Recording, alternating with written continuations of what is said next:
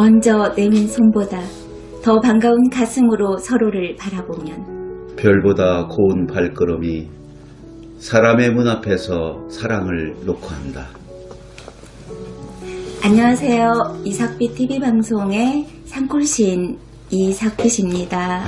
이삭비 TV 독서대학 학장을 맡고 있는 현석 시활동가입니다. 반갑습니다. 네, 반갑습니다. 네, 우리 서길주 교장 선생님, 전라북도 초등교육에 정말 다양한 아이디어로 학교를 운영하고 계시고 또 아이들에게 정말 존경을 받고 있는 선생님이시고 또 개인적으로는 재주가 많으셔요. 그리고 제가 알기로는 막 기타도 기타, 뭐 문화예술 서예, 네. 또 테니스 잘 치시고 와. 제가 볼 땐 다양한 재능을 가지신 걸로 듣고 있습니다. 서예는 얼마나 되셨어요? 횟수로는 30년은 넘었고 30년을 넘고. 집중하는 시간은 별로 안 돼서 아니 뭐 입상 경력도 있는 거 알고 있습니다. 현재는 뭐 좋은 작가 아, 지원을 받고 있습니다. 작가, 와. 예, 서예 작가라고 불러도 와, 되겠습니다. 네. 초대 작가. 초대 작가. 테니스도 오래 했잖아요. 테니스도 20년은 넘었고 20년도 넘었고. 역시 집중력은 짧아서 네. 기타는 잘 치는데 우리 문화만에서 기타 안 쳐요. 그럴 실력은 전혀 없네요. 너무 겸손하신 네. 거 아니에요? 제가 같이 이렇게 생활하면서 우리 서길주 교장 선생님은 참 겸손하시면서도 포인트 있게 중요한 순간에 우리 문화만세의 어떤 꽃감 노릇을 하고 계신 분이죠. 와. 오늘 저희가 트렌드 코리아 2023 중에서 10개 테마 중에서 알파 세대가 온다. 특별히 교장 선생님을 모시게 된 것은 바로 이 알파 세대의 가장 나이를 많이 먹은 애가 지금 초등학교 6학년인가요? 그렇게 봐야죠. 예. 그래서 알파 세대는 언제 일반한다고 볼 수 있습니다.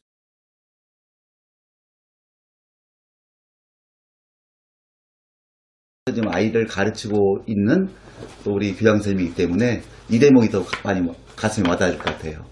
우리 아이들을 이해하기 위해서는 지금의 트렌드, 즉 알파 세대라는 용어가 등장하고 있는데 그런 부분을 좀 알아볼 필요가 있다고 봅니다. 알렉사라는 네. 진정한 디지털 원주민 소비자가 등장하고 있다. 잠깐요. 알렉사가 뭐죠?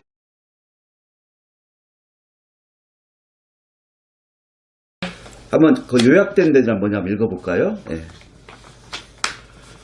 알파 세대가 온다. 태어나 처음 말한 단어가 엄마가 아닌 알렉사는 실제 엄마 이름이 아니라 책이 네. 나온 내용을 보면은 네. 뭐라고 나와 있습니까? 거기 보면 저도 깜짝 놀란 것이 네. 엄마한테 요즘 아이들이 엄마 아빠의 단어보다 알렉사라는 것을 우리가 요새 TV 틀 때 뭐라고 이야기해요?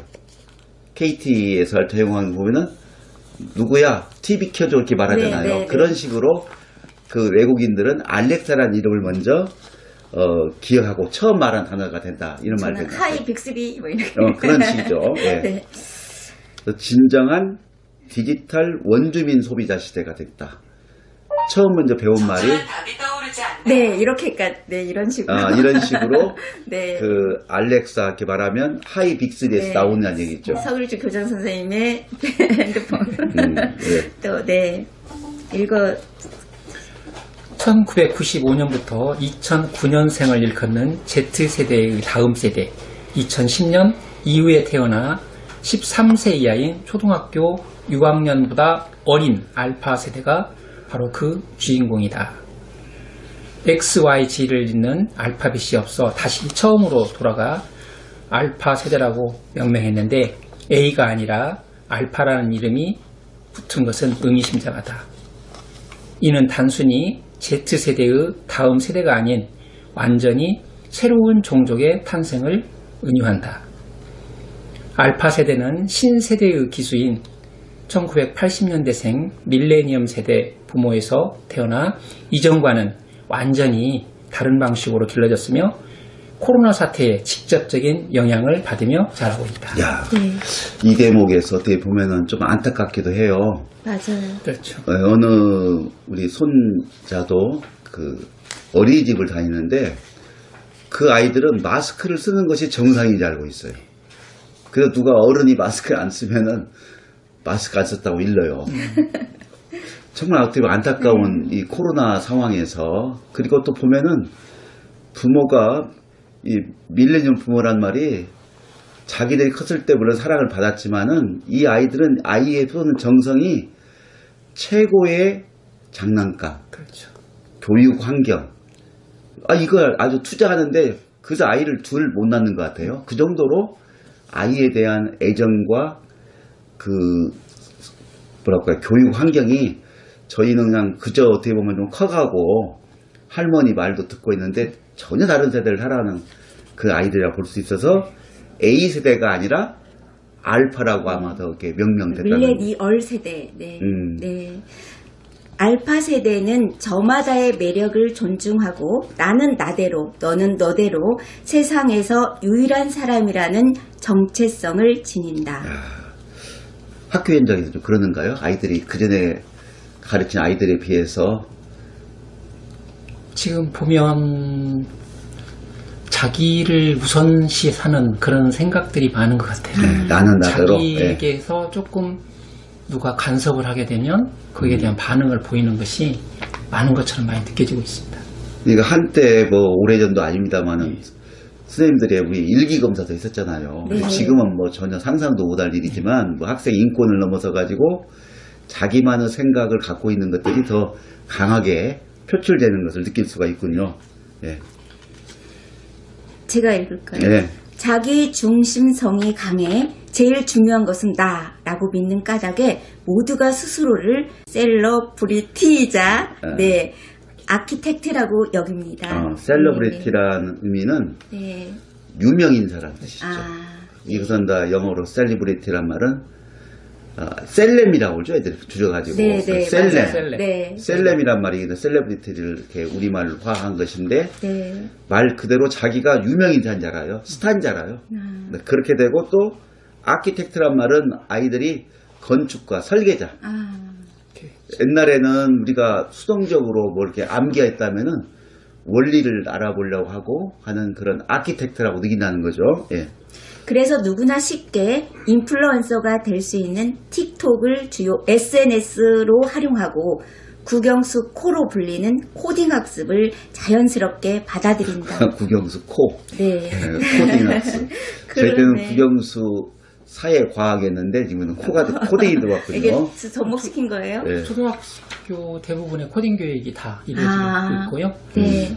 뒤에도 나오겠지만 뭐 2022 그 개정 교육과정 부분에서 초등학교 부분의 그 정보 쪽에 이 코딩 교육 더욱더 강화시키는 것 같습니다. 그럴 수밖에 없을 것 같아요. 더불어 머니러시 트렌드를 따르는 자본주의 키즈 후예답게 소비와 투자를 아우르는 경제교육을 적극적으로 받고 있다. 우리는 옛날에 돈을 이렇게 밝히면 안 된다고 배웠는데, 네, 계속해볼까요? 팬데믹 이후 오프라인 활동이 제한됨에 따라 줌을 비롯한 온라인 공간에서 많이 활동하고 있으나 온라인에서 해소되지 않는 오프라인에서의 실제 활동에 대한 갈증도 크다. 이전 세대에 비하면 비교할 수 없이 편리한 디지털 환경에서 풍족하게 자라는 것처럼 보이는 알파 세대지만 정작 그들이 행복한가 하는 것은 이와 별개의 문제다. 행복의 문제는 이런 기술 혁명의 시대에 살고 있음에도 불구하고 퀘션 마크다. 그렇죠. 예. 이들의 행복지수는 OECD 최하위이며 디지털 격차로 일컬어지는 양극화 문제 역시 오히려 더 심각해지고 있다. 이 어린 세대의 행복에 부모와 학교와 사회 전체가 좀 더 관심을 기울여야 한다. 알파 세대의 미래가 곧 대한민국의 미래다. 네.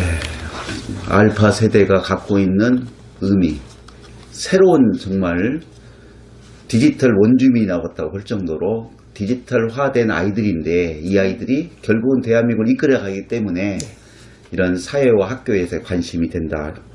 자, 305페이지 문제 1번 한번 읽어보겠습니다. 305페이지. 예. 이사부님 문제 한번 읽어주세요. 네, 1번. 알파 세대는 오프라인 상점보다 온라인 메타버스에서 더 많이 소비할 것이다. 자, OX 문제입니다. 선생님, 정답은? X로 나와 있습니다. 네, 답을 한번 읽어주시죠. 책의 내용을 따르면요. 알파 세대 하면 로블록스에서 로벅스로 결제하고 가상화폐를 자유자재로 활용하는 모습이 떠오르지만 실제로 이들은 그 어느 세대보다 오프라인 구매 비중이 높다. 아, 왜 그럴까요? 왜냐하면요, 네. 온라인으로 구매하면 집으로 택배가 오는데 그럼 엄마가 먼저 받아보기 때문입니다. 엄마. 이들은 자신이 구매한 물건을 부모가 보는 것을 바라지 않으므로 그냥 매장에 방문해서 원하는 물건을 자유롭게 사는 것을 정말 선호합니다. 넌센스 같네요. 저는 알파 세대니까 오프라인 상대보다는 온라인이나 메타에서 살 것 같은데 맞아요. 자기의 사생활을 보호하고 싶어서 오히려 자기가 골라서 하겠다. 자, 두 번째 문제 한번 내주세요. 알파 세대는 문자 메시지보다 카카오톡을 더 자주 사용할 것이다. 아, 그럴 것 같은데요. 안 그렇습니까? 네, 이것도 역시 책에는 X로 답이 이렇게 표시되어 있습니다. 와, 진짜 다르네요. 내용을 봤더니요, 알파 세대가 주로 사용하는 키즈폰에 부모가 카카오톡을 깔아주지 않는 경우가 많다. 친구들과 시도 때도 없이 연락하거나 카톡에서 왕따를 당하거나 사이버 범죄에 연루되는 것을 걱정하기 때문이다. 그래서 알파 세대는 문자 메시지나 페이스북 DM으로 친구들과 연락을 주고받는다. 아, 그러니까 부모가 그걸 차단시켜버리군요. 네. 카카오톡에 생기는 문제점을 알고 있으니까 아예 깔아주지 않아가지고 실제는 오히려 친구들과는 페이스북 DM이나 문자 메시지를 이용하고 있군요. 여기 아래에 보면은요, 네. 팔 포켓이 뭔지 알아요? 팔 포켓. 네. 뭐예요? 주머니가 8개 있다는 뜻인데 뭐죠? 여기 책에도 나와 있지만요, 네. 그 아이를 낳는 아이 숫자가 가정에서 별로 없거든요. 1명 정도 되거든요. 그럼 그 아이들을 돌보는 사람이 숫자가 8명, 10명 된다는 거예요. 예, 용돈 세계처럼- 받을 사람이 그렇죠. 8명이에요. 예, 엄마, 아빠, 어.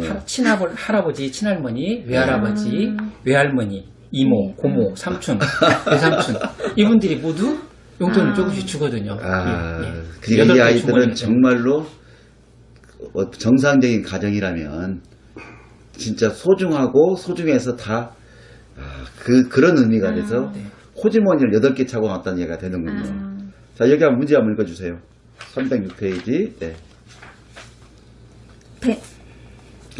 제 100만 유튜버가 꿈이에요.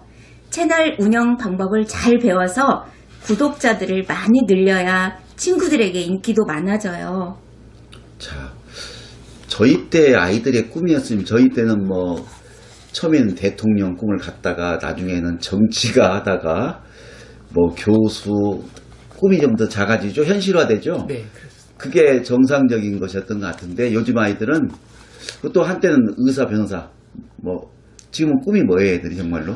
뭐 최근 자료에도 보면 1위 순위가 크리에이터, 그러니까요. 크리에이터, 유튜버 유튜버? 것이 많이 나왔고요. 이게 조금씩 변하긴 하는데 그것이 1위로 나온 적이 있었습니다. 이게 뭐 스포츠 스타 같은. 네. 그러니까 우리가 굉장히 느끼고는 있지만 아이들은 더 개성 있게 자기 중심적인 그런 자기가 중심이 되는 크리에이터가 되기를 원한다.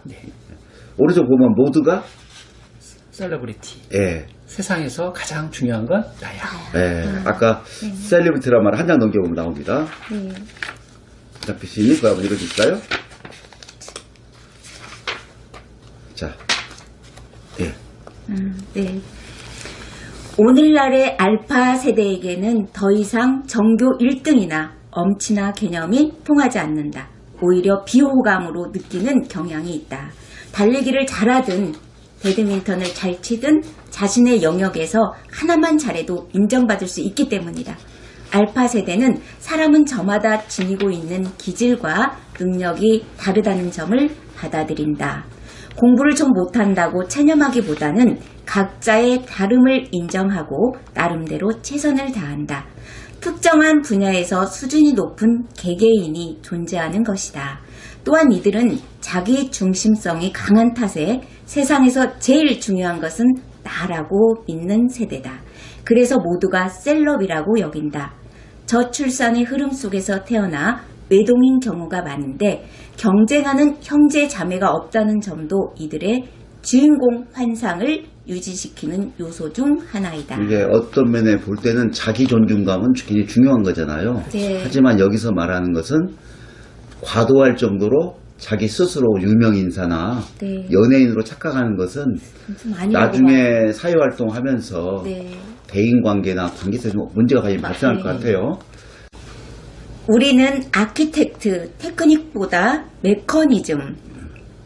방문 교사와 학습지를 펼쳐놓고 대면으로 공부했던 과거와 달리 태블릿 PC를 켜고 화면에 학습지를 띄운 채 AI 교사와 비대면으로 공부하는데 익숙한 알파 세대에게 코딩 교육은 자연스러운 결과물이자 거의 필수 항목이 됐다. 네, 코딩 교육은 자연스러운 결과는 필수 항목이 됐죠. 네.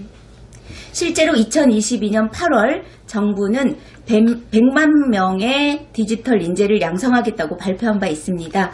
발표 내용 중에는 중등 교육 과정 이상의 것도 있지만 영유아를 대상으로 하는 교육 방향도 중요하게 다뤘다. 초등학교 정보 관련 선택 과목 도입 중 고등학교 개설 과목 확대, 초고등학교 코딩 교육 필수화 등을 통해 결과적으로는 정보 교육의 수업 시수를 늘리는 것이 목표다. 전술한 AI 교사와 디지털 학습지로도 코딩 교육을 받을 수 있다. 유아를 대상으로 한 독서 코딩이 대표적인데 이야기 속에 다양한 코딩 개념들을 포함시켜 향후 교과 과정에서 요구되는 문해력과 컴퓨팅, 사고력, 창의적 문제 해결 능력을 향상시킨다. 사실 코딩 자체가 문제는 아니다. 기술과 관련한 테크닉은 계속 변화하기 마련이다. 단순히 특정 코딩 언어나 소프트웨어의 사용법을 익히는 것은 궁극적인 목표가 아니다. 진짜 중요한 역량은 따로 있다. 바로 그 운영 원리를 이해하는 능력이다. 메커니즘을 이해하는 것은 지속적인 설계 역량을 강화하는 데 반드시 필요하다. 스마트 싱킹을 지필한 인지심리학자 아트 마크먼 교수는 일의 원리를 이해하는 것이 스마트 싱킹의 핵심이라 이야기한 바 있다. 네, 지금 학생들이 알파 세대는 아키텍트고 어떤 테크닉보다는 메커니즘이라고 이야기했어요. 그 사례를 보면은 화장실에 쓰는 변기가 어떤 원리로 되어 있는가를 아이들이 더 관심한데 실제로 그렇습니까? 학교 현장에 보면은 지금도 교육 방식 그렇죠. 그냥 네. 어떤 결과보다 과정에서 어떻게 진행되는지 그런 단계적인 것을 요구를 많이 하고 있죠. 그래서 그 다음 에 보면은 알파 세대의 부모들은 방법론을 암기하는 것보다 원리의 이해가 중요하다는 것을 잘 알고 있다. 프로그래머를 넘어 무슨 일이든지 전체를 보고 설계할 수 있는 아키텍트가 되기를 원하는 것이다. 즉 아키텍트는 설계자가 되는 거죠. 네. 다시요? 네, 하셔요. 자, 거기 한번 읽어주세요. 일반 세대 거기 빼고 다시 한번 해줘요. 알파 세대. 네. 알파 세대의 필수 과목 경제 교육. 트렌드 코리아 2021과 트렌드 코리아 2022에서 연이어 지적했듯이 자본주의 키즈와 머니러시 트렌드는 이제 대세로 자리 잡았다. 자본주의 논리에 밝힌 밀레니엄 부모들의 교육은 학업, 특기, 코딩 분야에 그치지 않는다. 살아가면서 어쩌면 가장 중요한 능력일지도 모를 경제, 소비, 투자에 대한 교육의 열심이다. 네. 그 다음 예를 보면은요, 방송인 홍진경 씨는 딸에게 용돈을 넉넉히 준대요. 그리고 외식을 할 때도 심지어는 더치페이 한답니다. 네. 얘가 용돈을 줬으니까 네가 골라서 네가 사실 보통 부모가 그냥 맛있는 거 사주기만 하잖아요. 이 방법 어떻게 생각하세요? 저는 좋아요. 저는 가끔 저도 사실 그래요. 네. 근데 네 것은 네가 사서 먹어라? 아니 그런 건 아니고 네가 우리 부모님한테도 한턱 대라. 돈은 용돈은 제가 돈은 주지만. 부모님한테. 네. 여기서 말하는 건 알파 세대 얘기인데 지금 자녀가 알파 세대 아니잖아요. 알파 세대는 아닌데 그렇게 좀. 경제 교육을 시킨다. 근데 그 전보다는 아이들이 경제적인 면에서 보면 더 해박한 것 같아요. 네. 지금 뭐 10대 부자도 있다고 막 나오더라고요. 네. 자, 레벨 2를 보면은 소비도 배워야 알지 하면서 더치페이 하는 경우도 있지만 투자와 경영을 가르쳐라고 나오더라고요. 네. 실제 그런 것들이 현장에서 보이고 있나요? 아마 들으셨겠지만 부모님들이 아이의 기념일 때, 즉 생일이라든지 이럴 때 용돈을 주면서 그 용돈을 사용하는 방법을 이야기하면서 가끔은 주식 통장 뭐 만들어준다 그런 얘기도 있거든요. 우량주 하나씩 해서 관리해주는 그런 모습이 있는데 아마 그런 내용도 여기에 포함되어 있지 않을까 생각이 됩니다. 예. 자, 314페이지 한번 거기 사례 한번 읽어볼까요? 투자와 경영을 가르쳐라. 키드 플래너가 되자. 저희 어릴 때는 돈 밝히지 마라라고 배웠던 것 같거든요. 근데 요즘 주변 엄마들을 보면 확실히 다른 것 같아요. 주식이나 부동산을 아이와 함께 배우고 돈 중요하다, 돈 없으면 힘들다 등등 자본주의에 대해서 적극적으로 가르치는 것 같아요. 네. 자, 316페이지로 넘어가겠습니다. 거기 보면 다 이러한 현상 나오죠? 한번 읽어주세요. 이러한 현상은 전 세계적인 흐름이기도 하다. 미국에서는 이미 키드 플래너를 양성하는 교육이 일반화되어 있다. 키드 플래너란 어린이와 사업가의 합성어로 말 그대로 어린이 사업가를 뜻한다. 구글에서 이 단어를 검색하면 성공 사례 리스트를 볼 수 있는데 그 중에서 11세의 키드 플래너도 있다.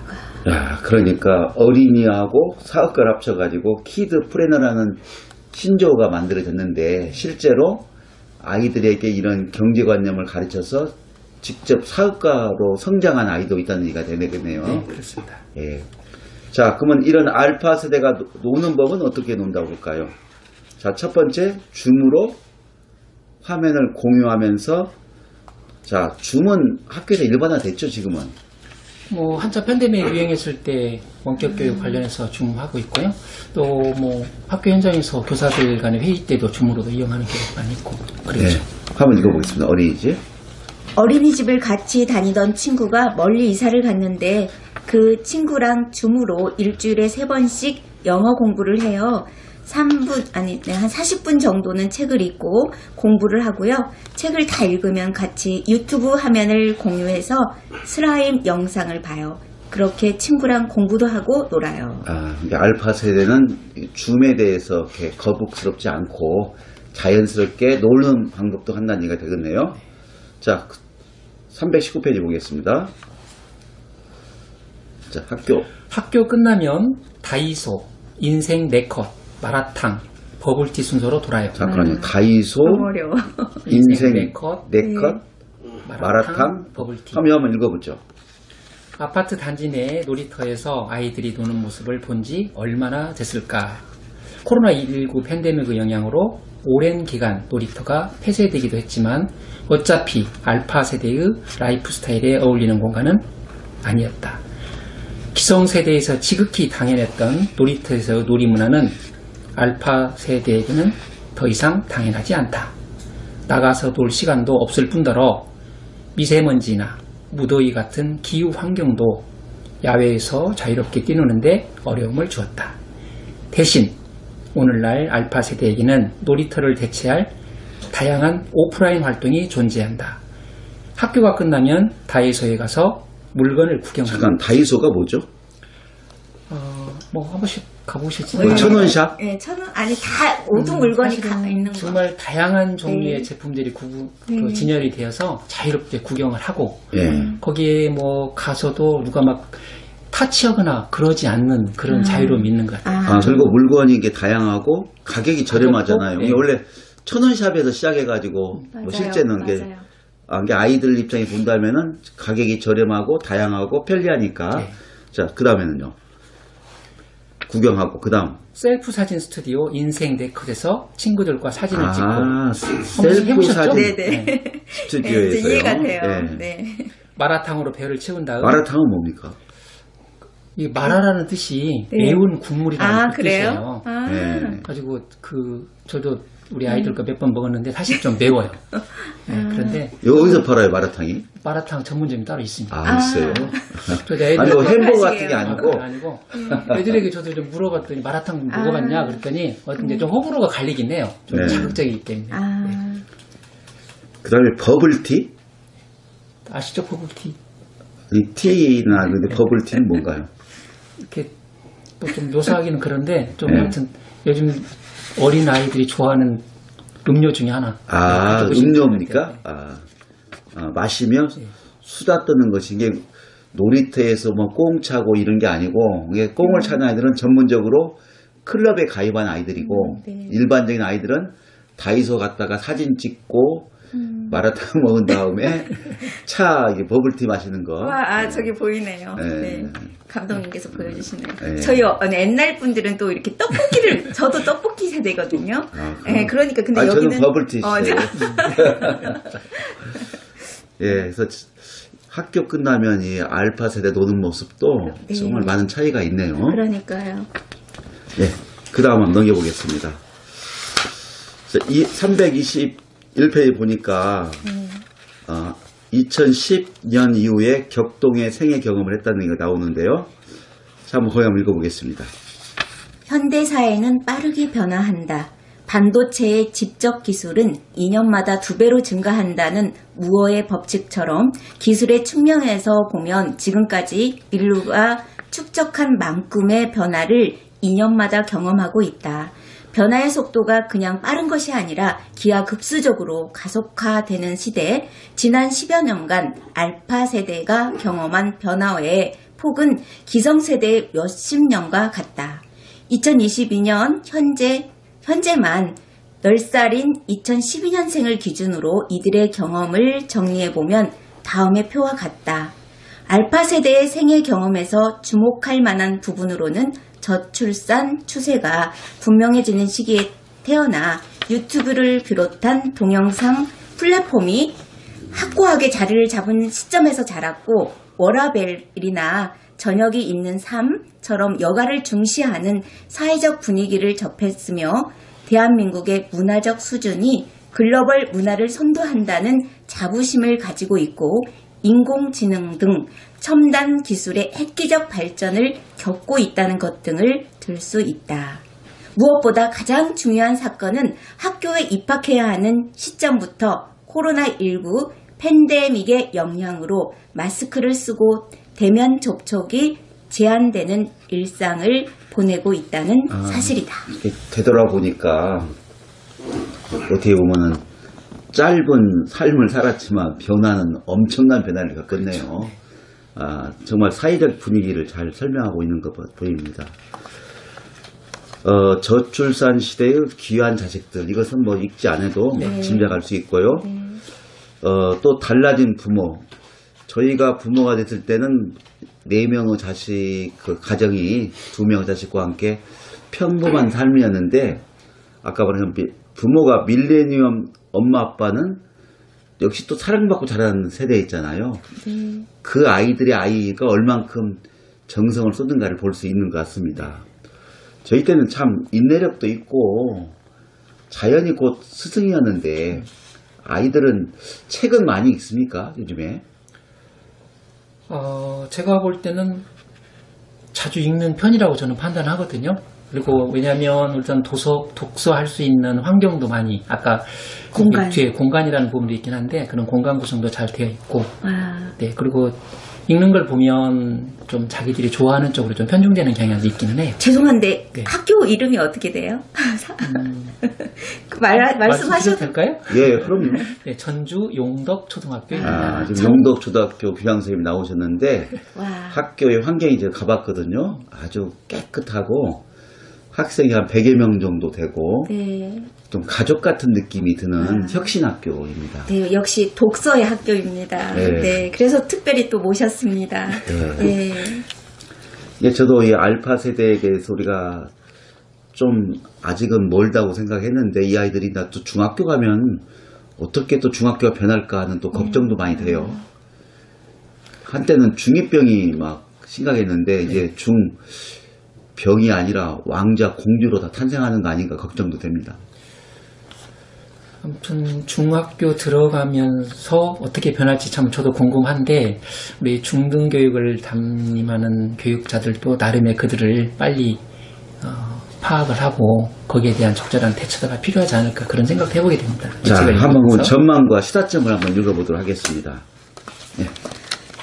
요즘 아이들은 정보도 기회도 부모의 능력이나 성향에 따라서 차이가 많이 나는 것 같아요. 아이들이 접하게 되는 기회, 경험, 정보, 공부 수준 등 모든 것에서 편차가 정말 커요. 같은 나이대 사이에서도요. 물론 그 아이의 능력 자체에서 차이가 있을 수 있겠지만 저희 때에 비하면 그 격차가 엄청 큰 느낌이에요. 초등학교 2학년 자녀를 둔 어머니의 글인데요. 네. 자, 그럼 한때에 대해. 한때 초등학생들 사이에서 개근거지라는 말이 유행한 적이 있다. 성실함의 표상이었던 개근이 이제는 해외여행을 갈 수 없는 가난의 표시가 됐다는 것이다. 앞서 평균 실종 트렌드에서 언급한 바 있듯 알파 세대 사이에서도 양극화가 큰 문제로 대두하고 있다.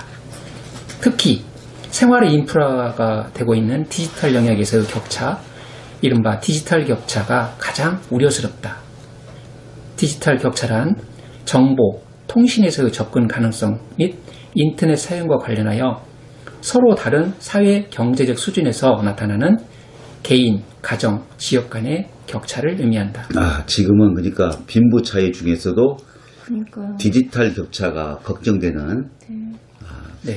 하기야 어떤 분들 보니까 그 휴대폰 요금도 무한대를 쓰신 분이 있고 또 아주 알뜰형도 있더라고요. 그래서 보고 싶어도 보지 못하고 꼭 와이파이가 있는 곳에 가서 보는 분도 그런 계시더라고요. 분들이 있습니다. 자, 다음 타이틀. 어른들도 어려운 현실과 디지털의 균형 잡기가 어렵잖아요. 근데 이 맞아요. 아이들은 훨씬 더. 자, 한번 부탁드리겠습니다. 날 때부터 디지털 세상을 접한 디지털 원주민인 이들은 어쩌면 중독이라는 것을 모른 채 중독되어 있을 위험이 크다. 자신들은 중독인지도 모르고 이게 마땅하다. 예. 가족들과 밥을 먹을 때도 스마트폰으로 유튜브나 만화 영화를 보는데 익숙하고 스스로 유튜버가 되는가 하면 틱톡 인플루언서로 당당히 활동하기도 한다. 그러나 엄연히 다른 현실과 디지털 사이에서 균형을 잡는 것은 어른에게도 쉽지 않은 일이다. 알파 세대는 부지불식간에 계속 온라인 쇼핑을 하거나 몇 시간이고 SNS에 빠져 지낼 위험성이 높다. 빅데이터와 알고리즘에 기반한 빅테크 기업의 공세는 어른마저도 당해내기 어렵다. 현재 알파 세대는 중독되지 않거나 중독에서 벗어나는 법을 독자적으로 찾기 어려운 나이만큼 어른의 보호와 적절한 가이드가 반드시 뒷받침되어야 할 것이다. 그래서 보면은 그 디지털 환경에서 알파 세대의 양육에 대한 부모의 고민들이 좀 나와 있는 것 같아요. 정말 어떻게 보면 이전 시대에 비해서 편리한 이런 디지털 환경에서 자라서 참 행복할 것 같은데 저는 행복하게 안 보여요. 맞아요. 우리 손자도 보면은 네. 이렇게 밥을 잘 안 먹으면 이렇게 비록 부모가 이렇게 좀 거리를 준다 하더라도 같은 프로그램을 좀 보여주면서 먹으면 조용해지더라고요. 근데 저희 때는 상상도 못할 일들이 이게 벌어지고 있는데 이런 알파 세대를 위해서는 부모뿐만 아니라 사회가 관심을 가지고 글쎄요, 참 어떤 방법이 좋은 방법일까 이 책을 읽을 때 걱정이 많이 됩니다. 이 트렌드가 알파 세대가 온다는 것인데 시인님은 보고 어떻게 하면 이 알파 세대들도 우리 사회 한 구성인으로 받아들일 수 있을까요? 이것이 이 책이 그렇지 않아도 제가 봤을 때는 높은 자리에 있는 분들이나 리더들이 봐야 할 책이라고 해서 그들에게 배려하는 정신을 좀 가르쳐야 되지 않는가. 알파 세대에게. 네네. 그런 질문을 누구나 하고 책을 읽고 네. 문제점을 인식하고 나눠야 한다. 그래서 이렇게 아까 교장 선생님 말씀처럼 학교에 이제 책을 읽을 수 있는 분위기, 환경, 공간 이런 것들을 정말 현장에서 바로 나서서 할 수 있도록 이것만 너무 그냥 안 돼 이게 아니라 이제 디지털 네. 환경뿐만 아니라 네. 오프라인 속에서도 아이들이 네, 방향성을 제시를 독서라든가 또 네. 마음껏 뛰어놀 수 있는 프로그램도 현장에서 많이 마련을 더 해야 할 것 같아요.